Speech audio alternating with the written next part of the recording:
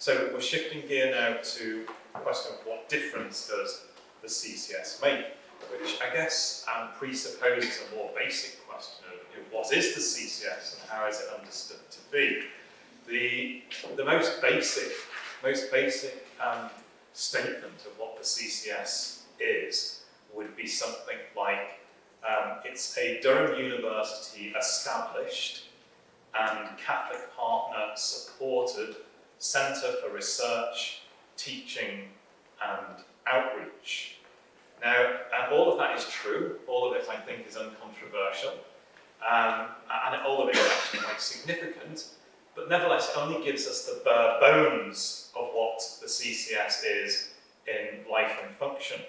It really concentrates on giving us a picture of the structure of things and something of the financial realities of things.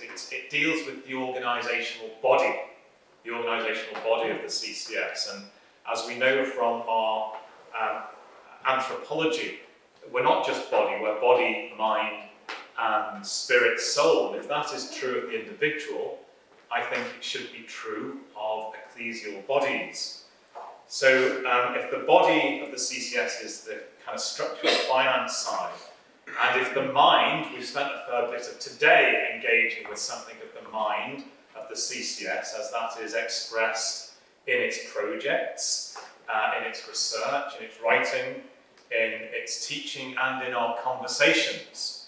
Well, what is the spirit or soul of the CCS? And I think this is what our session this afternoon is inviting us to attend to a little. For some of us involved with it, it is experienced at its deepest, at its best, as being a spirit-breathed reality, a spirit-breathed, spirit-opened, spirit-shaped space, and a space that we experience as being particularly fitting for this moment we are in, this ecclesial moment we are in, and the future that lies ahead of us as we kind of read the tea leaves and experience those rapidly changing realities. It's a space, a spirit-breathed, opened, shaped space where the aspiration, the hope, and I think sometimes the reality, we hope, is that the individual scholar, the work of the individual scholar is situated in community, where inevitable concerns for career in a context like a place like Durham are at best situated in the context of call, vocation and service of society and church, the service of the kingdom. A space where, as Brother Paul beautifully led us in last night, where criticism, which is inevitably a key part of the work of the academic life, is situated in the context of love and charity, and a space where the pursuit of excellence, which is right and proper in a place like Durham, is situated in the context of intentional change agency and a desire for our flourishing in common. So that's at its best what it can be, what it seeks to be. But instead of getting the rhetoric from me, hear it from authentic witnesses, and Karen can reflect a little on her experience of life and work in the CCS, and then Sister Dr. Barbara Stafford, great long friend of the CCS, is going to reflect on some of Barbara's experience of accompanying us through the last 12 months and sharing in some of our meetings and drawing out into deeper places some of our conversations. Yeah, thanks Paul, and thanks to all of you for enduring these pews for so long today to stay and listen. So I've now been working in Durham for 8 years, but before that I had worked at the University of St Andrews for a 2-year postdoc, and then my first teaching job at the University of Birmingham, and then I worked at the University of Nottingham for 13 years.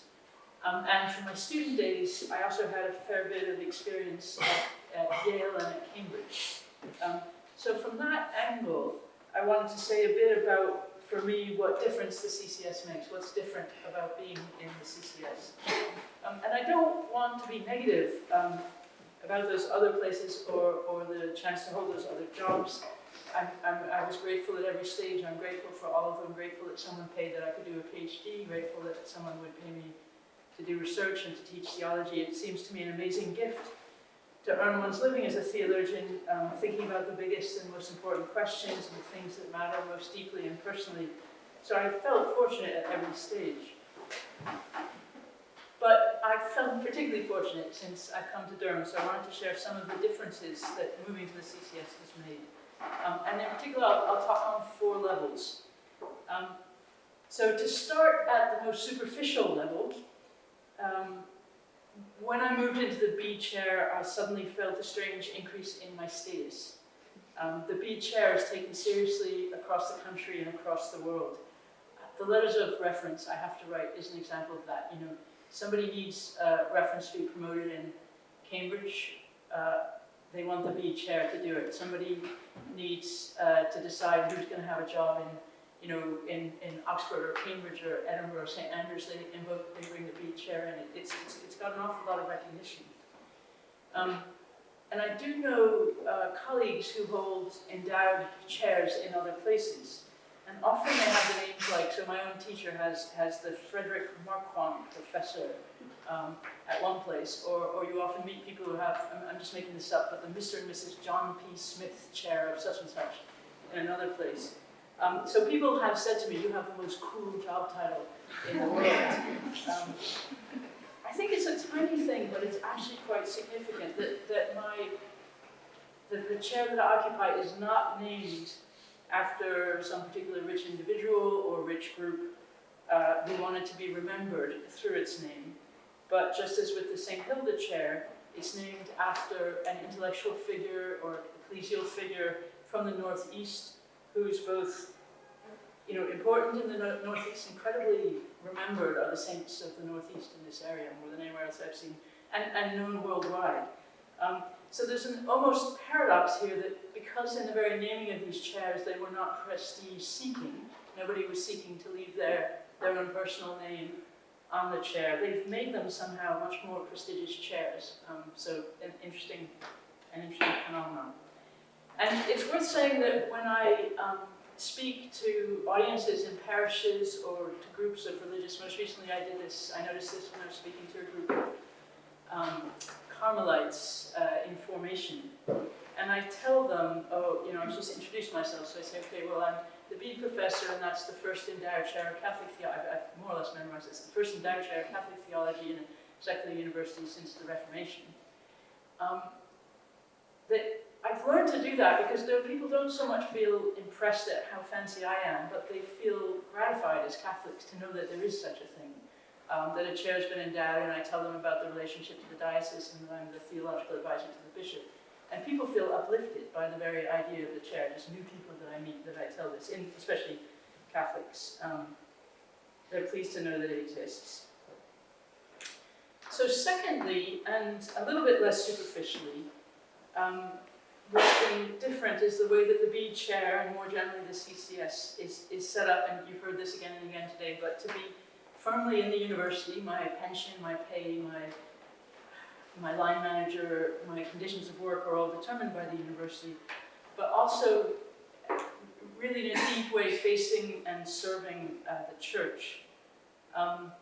So I think it's true of most theologians, and I'm no different, that one hopes that one's work will be of some use to the church. But for me, institutionally, and my theological area is not the very most obviously practical cutting edge. So it was very hard to be visible in previous positions. Institutionally, I felt invisible. I was a lay theologian in a secular university. The Catholic Church certainly didn't know what to make of me. We've got the pontifical system. I couldn't be fit into that. So I did a tiny bit of outreach, wherever I could, when I was offered. I was conscious in my last job that I was doing a lot more work for the Church of England than I was doing for the Catholic Church. I was somehow more visible to the Church of England there.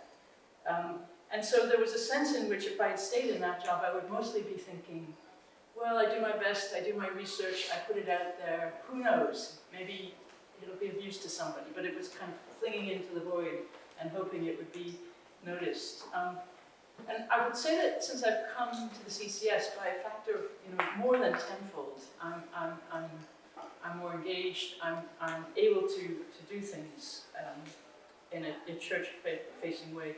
And partly this is simply the way my job is structured. This is in the design. So this is something Paul has been thinking a lot about, that how structures can pass things on and shape the way things are charism is lived out, the way things are lived out in the future. So structurally, 20% of my time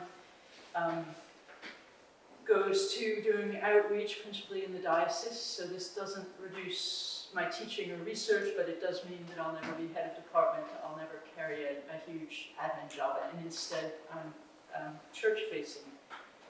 And it's partly because my official description includes being theological advisor to the bishop, and I'm pleased to say that for the first time in the last few months, I noticed the bishop wanted my theological advice. Up till then, I was able to say, so far they haven't needed theological advice, but it's still a very important, even if the bishop doesn't need theological advice, it gives me a visibility, a credibility. I've seen it, meeting a bishop in Africa. Oh, who are you?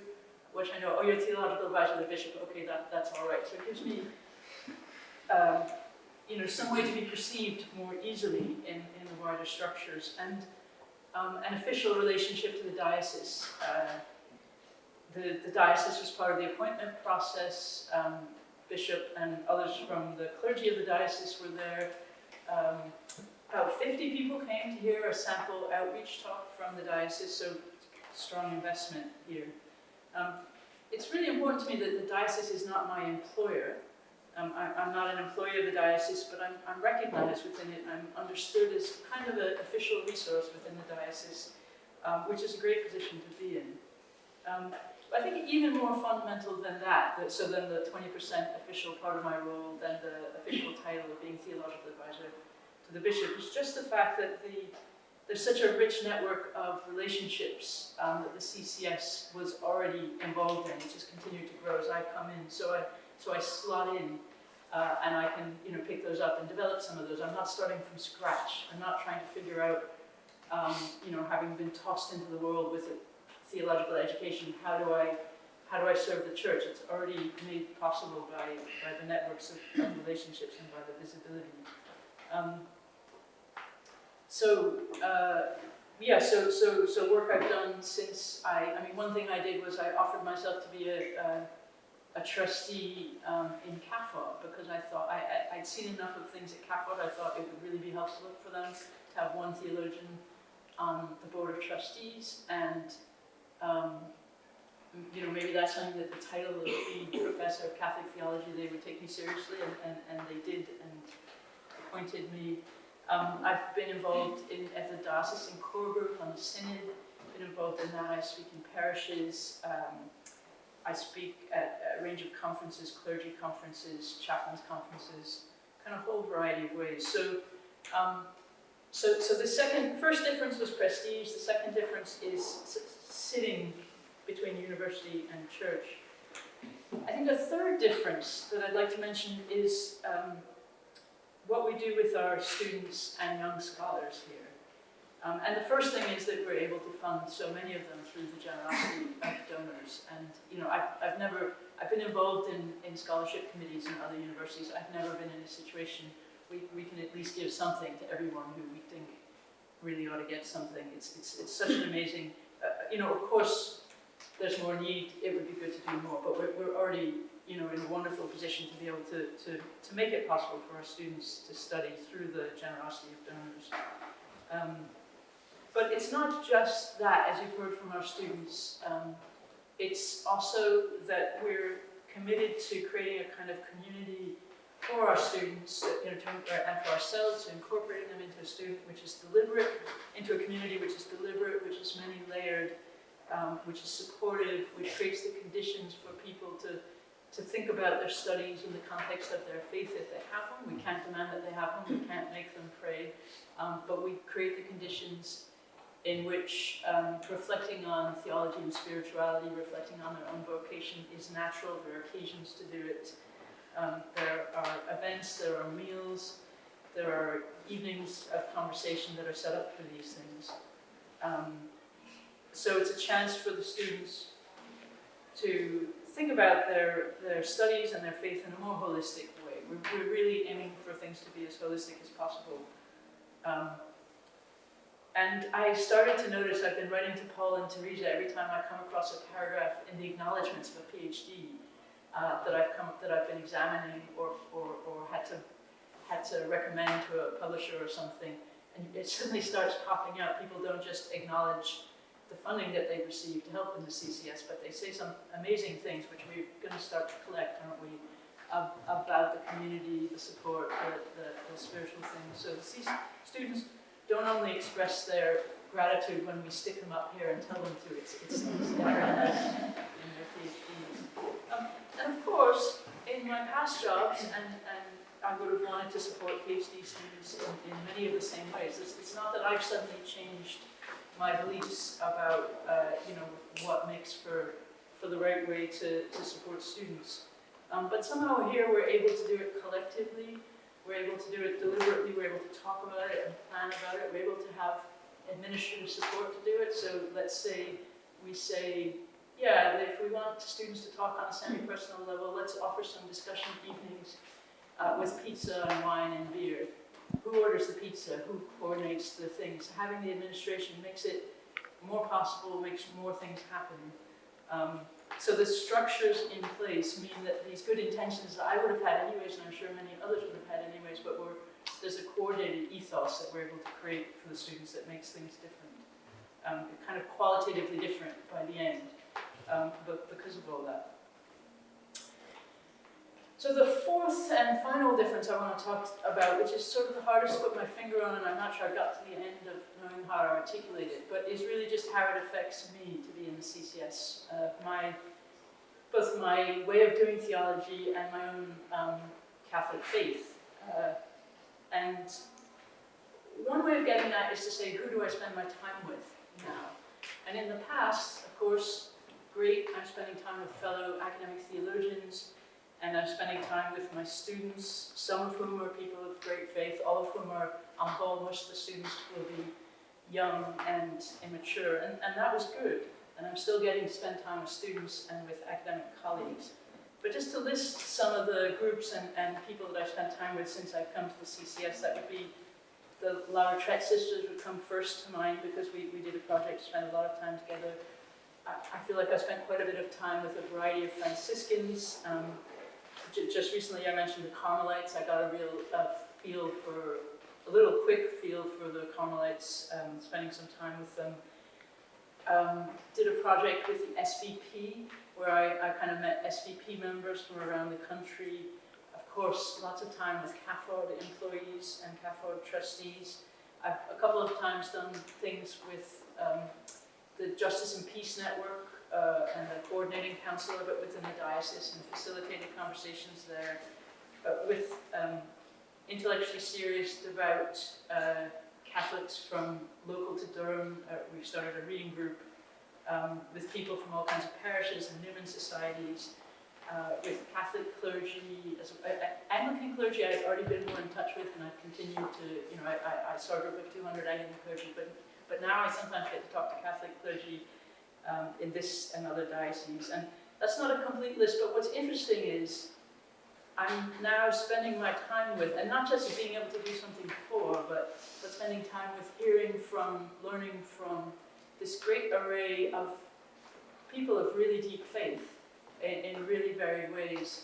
And that is just nice, but also it's, as I think about questions, as I learn what matters to people in the church, as I think about what it means to have faith, I have this whole rich set of experiences to draw on, which I really didn't nearly so much in previous jobs. So for me, it's an already extremely privileged career has become kind of doubly privileged here at the CCS. So those of you who were involved in founding the chair have done a wonderful thing, and I'm very pleased, and I hope it will go on for a long while. So.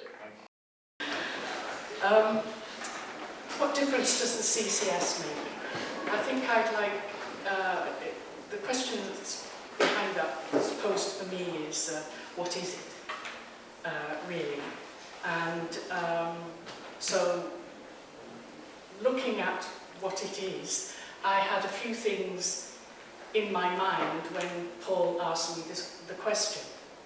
I happened to be listening to a Radio 4 programme, and it was related to a world-class medievalist scholar who regretfully was leaving academia because she couldn't sustain the pressures of university life.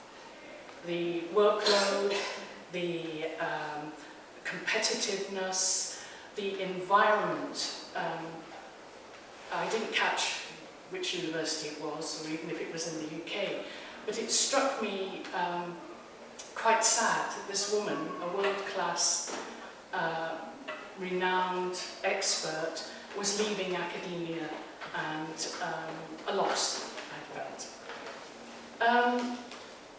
2 days later, I happened to catch a programme on the anatomy of kindness. Some of you may have heard that on Radio 4. It's a piece of research done by Sussex University, and they interviewed lots of people, and they found that kindness makes a difference. This kind of made me think, without oversimplifying, there's a push and a pull towards building up something constructively and something which leads to a more restrictive, negative movement, if you like. So I think we live in this world. It's not always easy to see how to go forward and discern and make the best decisions. So I had this kind of in my mind. If I was going to put it in terms of poetry, reading a poem by Mary Oliver called Of the Empire, and reading R.S. Thomas, The Kingdom, gives you a sense of the dynamics I'm talking about, and push and pull. So what's this got to do with the CCS? Well, I think it's important to know what's going on in the CCS, what we're supporting, what we're sponsoring, what we're putting time and energy into. I mean, is it going in the direction of the empire, or is it going in the direction of the kingdom, if you want to put it that way? So I've had the privilege of spending this year punctually just being with members of the CCS in a very free way, conversational way, and I'd like to just share what I've experienced when you walk into the CCS and you inhabit it a bit with people. Without a doubt, first-class scholarship that flows from the passion from one's subject or area of expertise, but with a personal integrity, critical thinking, and a genuine search for the truth. I've been very impressed by that. Generosity among staff, researchers, and students, which shows itself in care, concern, compassion, kindness, encouragement, support, patience. Inclusiveness, we've heard a lot about that. All are welcome, all are respected as persons. Hospitality, warmth and welcome. Sharing knowledge, resources, time, energy, and a giving of self. Service, outreach and openness. We've heard about the seminars, the conferences, the links with the diocese, Ishra, which I think is a wonderful thing from the history of Catholicism group. Transformation, the desire to make a difference in the world for good. And I've actually witnessed personal growth, a kind of flourishing of the person. So these are qualities, they're not in the air, they're actually embedded in the relationships that exist in the CCS. And So I began to think, well, these qualities, these gifts, come from the nature of what the CCS, and I think as Paul has mentioned earlier and Karen has indicated, that the CCS is a community of theologians, scholars and partners. And friendship and quality of relationships is certainly at the heart of the CCS. But I'd like to go a little bit further with that idea of community, because I think that what's happening in the CCS is a community where the Spirit finds expression, where the Spirit finds, it's incarnated, it's embodied. So the community actually supports a dynamic of giving the best of oneself and draws others to do the same. It kind of builds up a kind of momentum. It's a space that allows for the creative self-expression of theologians and scholars, and it also enables partners and benefactors, through their participation, to express their charisms to make a difference. And I think that's a powerful thing. I think the CCS is an oasis, and it's a living thing that nourishes. It nourishes the people within it, and it nourishes people outside of that, as we've seen. I'd like to think of it as a matrix of grace. If we think of a matrix not in the mathematical sense, but where a matrix is understood as a cultural and a social kind of environment in which something develops. So the CCS as a community is a place where the Spirit finds a body, and where I think through individual choices, through communal choices, through discernment, we're actually co-creating with the divine.